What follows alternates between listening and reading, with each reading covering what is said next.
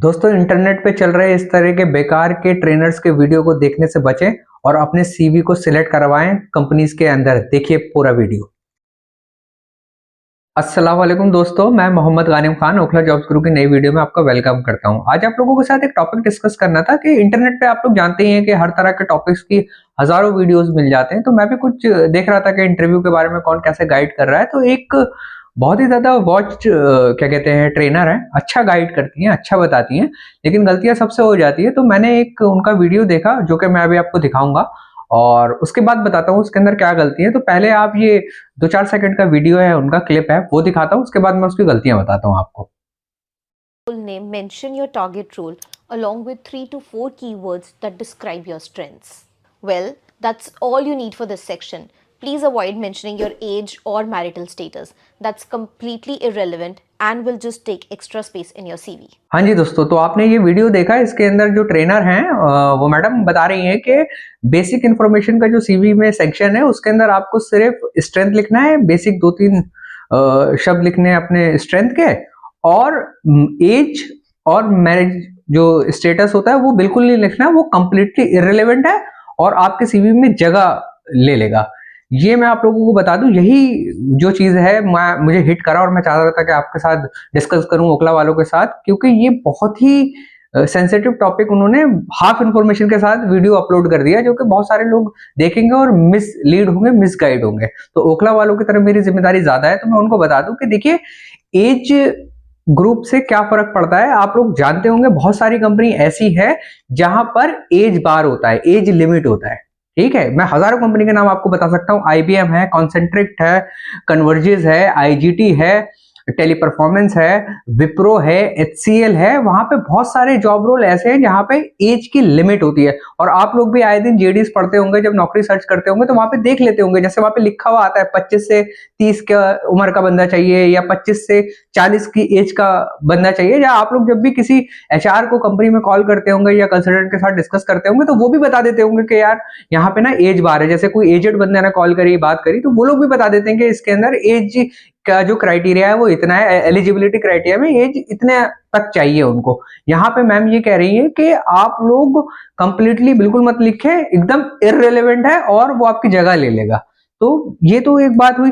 दूसरी बात मैं आपको एग्जांपल से भी समझा देता हूँ एज का क्या रोल है। अब यहाँ पर ये हाफ इंफॉर्मेशन ऐसे है कि आप अगर क्रिएटिव फील्ड की बात कर रहे हैं तो क्रिएटिव फील्ड में जैसे मान लीजिए वीडियो एडिटिंग आ गया, फिल्म शूट आ गया, या पेंटिंग आ गया, या वेबसाइट डिजाइनर आ गए, या आपका डिजिटल मार्केटिंग का रोल आ गए, तो आजकल तो उसमें वो लोग सीवी भी नहीं मंगाते, बोलते हैं कि भाई आप अपना लिंक भेज दीजिए, जो वेबसाइट्स आपने डिजाइन करी हैं या आपने जो लोगोज वगैरह डिजाइन करे हैं, हम उससे आइडिया लगा लेंगे कि आपका काम किस तरह है, हमें सिलेक्ट करना है कि नहीं करना है, उसके बाद इंटरव्यू बुला लेंगे। तो ये क्रिएटिव फील्ड की बात होती है जहां पर एज नहीं लिखे या जेंडर नहीं लिखे, उससे कोई दिक्कत नहीं है, या मैरिटल स्टेटस है उसे लिखने की कोई जरूरत नहीं है। लेकिन नॉन क्रिएटिव फील्ड में सब जगह पर एज का लिखना बहुत मैंडेट हो जाता है, क्योंकि सिलेक्शन रिजेक्शन बहुत ज्यादा डिपेंड करता है एज पर भी। मैं उसका एग्जांपल आपको दे देता हूँ। ये कि क्या है कि जैसे फॉर एग्जांपल एक कंपनी है, जैसे कि ट्रैवल एजेंसी है फॉर एग्जांपल, वहां पर कोई ट्रेनर है, जैसे आपने लेट से एज नहीं लिखी वहां पर, और आप 3-4 साल से किसी टेक इंडस्ट्री में थे या किसी और लाइन में थे, और आज आपने सोचा कि यार मैं ये लाइन बदलता हूँ, मैं ट्रैवल एजेंसी में चला जाता हूँ। तो आपने वहां एज नहीं लिखी, अपना एक्सपीरियंस लिखा, बंदे को लगा कि भाई आप मान लीजिए 25-30 साल के हैं जो उनके एज बार में आ रहा है, आपने एज नहीं लिखा, उसने आपको अपने ऑफिस में इंटरव्यू के लिए लाया। बाद में आपको देखकर उसे महसूस हो रहा है कि शायद आपकी उम्र 35 साल है या 40 साल है, तो वो आपको लेने में क्यों हिचकिचाते हैं? ये रीजंस सम टाइम मुंह पे नहीं बोले जाते हैं, ये एचआर नहीं बताते कि रिजेक्शन इस वजह से हुआ है, लेकिन हम कंसल्टेंट है, हमको पता है कि रीजंस क्या होते हैं। क्योंकि जब आपको हायर कर लेगा एचआर, जो आपका ट्रेनर है या आपका टीम लीडर है, मतलब जिसके अंडर में आप जा रहे हैं, वो बंदा आपसे उम्र में कम है। अगर उम्र में कम है तो ये चीज सबने देखी है कि मान लीजिए मेरी उम्र 25 या 30 साल है और आपकी उम्र है 35-40 साल।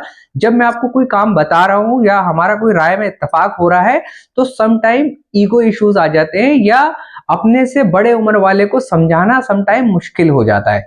तो इस वजह से वो लोग कोशिश ये करते हैं कि टीम लीडर जिसके अंडर में आप जा रहे हैं, जो जिसको आप रिपोर्ट करेंगे, बंदा उससे उम्र में कम होना चाहिए। मान लीजिए मैंने बताया कि 25 साल का बंदा है जो टीम लीडर है, और आपने 35 साल का टीम मेंबर उसके अंडर में दे दिया, तो बहुत ही रेयर ये देखा गया है कि उन दोनों के बीच में अच्छी बने, समटाइम बनती भी है, लेकिन at the time interview HR लोग इस तरीके से अवॉइड करते हैं क्योंकि टीम के अंदर और छोटे लोग होते हैं, समटाइम उस टीम की जो टीम बॉन्डिंग होती है वो नहीं बन पाती है, क्योंकि एज ग्रुप 25 से 30 साल का है और आप 35-40 साल के, क्योंकि उस टीम की बात करने का तरीका अलग चल रहा है जनरेशन का, और आप अलग तरीके से सोचते हैं, तो समटाइम वो क्लैश आते हैं और टीम के रिलेशन में फर्क पड़ता है। लेकिन ये फीडबैक कि आप उम्र में ज्यादा हैं एचआर नहीं देता, और आप लोग जो जानते हैं एचआर की जो फेवरेट लाइन होती है, I will get back to you, वो क्या कहते हैं आंसर मिलता है और आदमी को समझ में नहीं आता मैं क्यों रिजेक्ट हुआ हूं। तो एज का बहुत बड़ा रोल होता है उसे, और वीडियो में मैम ये कह रही थी कि वो कंप्लीटली इररिलेवेंट है और वो आपकी स्पेस ही ले लेगा सीवी के अंदर, तो 2 डिजिट का ही एज होगा, इससे ज्यादा तो किसी का नहीं होगा, 100 साल से ऊपर तो कोई जी रहा होगा जो जॉब के लिए अप्लाई करेगा, तो 2 डिजिट लिखने से कोई सीवी में स्पेस खत्म नहीं हो रहा। आई रिक्वेस्ट ओखला वालों से कि आप लोग सीवी में एज जरूर लिखिए, ताकि एचआर को पता होना चाहिए कि वो किस एज के बंदे को बुला रहा है, ताकि आपका कंपनी तक जाने में जो टाइम और पैसा लग रहा है वो यूटिलाइज हो। कल को आप एज छुपा के कंपनी तक तो पहुंच जाएंगे, लेकिन इंटरव्यू तो आपको देना ही है, वो एज पूछ ही लेंगे या देख ही लेंगे, तो उस जगह पर रिजेक्ट होने से अच्छा है अगर उन्हें बुलाना है या नहीं बुलाना है, वो वेरी फर्स्ट कॉल पे ही डिसाइड हो जाए कि भाई इस उम्र का या इस एज बार का बंदा चाहिए कि नहीं चाहिए। तो चाहे टेक फील्ड हो चाहे नॉन टेक फील्ड हो, मेरी रिक्वेस्ट है आपसे कि सब जगह का इंटरव्यू 80% सेम होता है, बस बीच बीच में 10-15% की टेक्निकलिटी बदल जाती है। फॉर एग्जाम्पल अगर देता हूं, जैसे क्रिकेट है, क्रिकेट टेस्ट सीरीज भी होती है, वनडे सीरीज भी होती है और आजकल T20 भी है, तो सारे फॉर्मेट में 80% 90% तो क्रिकेट ही खेला जा रहा है, बॉलिंग हो रही है, बैटिंग हो रही है, फील्डिंग हो रही है, लेकिन फॉर्मेट के हिसाब से कि T20 है, टेस्ट है या वनडे है, खेलने की टेक्निकलिटी बदल जाती है। तो वैसे ही नॉन टेक या क्रिएटिव फील्ड और नॉन क्रिएटिव फील्ड में सीवी देने और किस तरीके से बनाया जाता है उसकी टेक्निकलिटी बदलती है। 80% सीवी सेम ही होता है, लेकिन 20% की टेक्निकलिटी बदलती है। तो ये इन्फॉर्मेशन इस तरीके से कहना कि कंप्लीटली इररिलेवेंट है, वह दिखाए नहीं, जो लोग ये वीडियो देखेंगे वो लोग तो एज नहीं देंगे, तो इससे उनका रिक्रूटर कभी सीवी सिलेक्ट नहीं करेगा। जब हम भी एज अ कंसल्टेंट कहीं किसी कंपनी में सीवी भेजते हैं तो हमको ट्रैकर भेजना होता है, ट्रैकर में कंप्लीट नंबर होता है, नाम होता है, एड्रेस होता है, ईमेल आईडी होती है, सारी चीजें हमें करके इंटरव्यू शेड्यूल कराना होता है। तो जब सीवी में मिसिंग होती है इन्फॉर्मेशन तो हमें भी कैंडिडेट को दोबारा कॉल करनी पड़ती है। तो इस तरह के अननेसेसरी कॉल्स को आप अवॉइड कर सकते हैं। डिटेल जरूर लिखिए अपने एज की, और मैरिटल स्टेटस भी जरूर लिखिए, क्योंकि सिलेक्शन और रिजेक्शन में बहुत बड़ा रोल मैरिटल स्टेटस का भी होता है, और उससे भी एचआर की साइकोलॉजी चेंज होती है। वो मैं किसी और वक्त वो स्टेटस के बारे में डिस्कस करूंगा, लेकिन मेरी रिक्वेस्ट है कि आप लोग इस चीज का जरूर ध्यान रखें। और अगेन ऊपर आ रहा है सब्सक्राइब, तो आप लोगों से रिक्वेस्ट है अगर वीडियो अच्छा लगा तो सब्सक्राइब करें और लोगों के साथ शेयर करें, ताकि वो लोग भी इस तरह के अननेसेसरी जो मिस्टेक्स हैं उससे बचे और अपने सीवी को बेहतर बना सकें। बहुत बहुत शुक्रिया।